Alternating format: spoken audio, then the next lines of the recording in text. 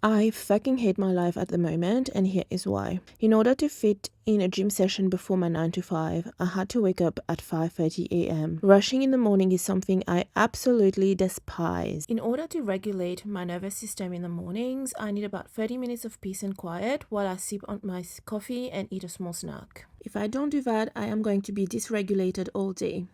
And I am so grateful that I get to have this precious time to myself every morning, because if I didn't, I don't know how I would even function. At around 6 a.m., I start getting ready to go to the gym. This doesn't take too long. I just need to brush my teeth, style my hair, get changed into my gym clothes, and grab an electrolyte drink, which I'm going to sip on at the gym. I finally made it to the gym at 6:30. It took me a bit longer today because I am recording, but now I only have 50 minutes to work out. How exactly am I supposed to fit in 4 exercises in that time? I don't even know.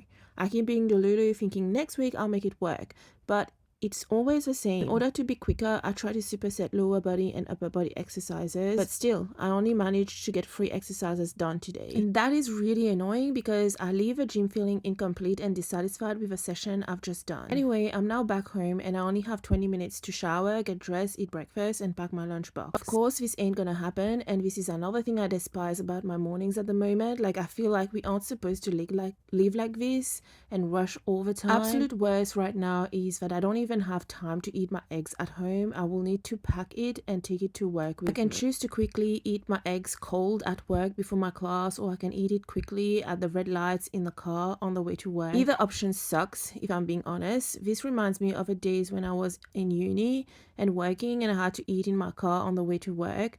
I was underslept, exhausted, and miserable. I can't believe 12 years later I'm still having to eat my breakfast in the car on my way to work. But the only consolation I have right now is that currently I have a choice, and back then I didn't. Like, honestly, nobody's making me wake up at 5:30 a.m. every day.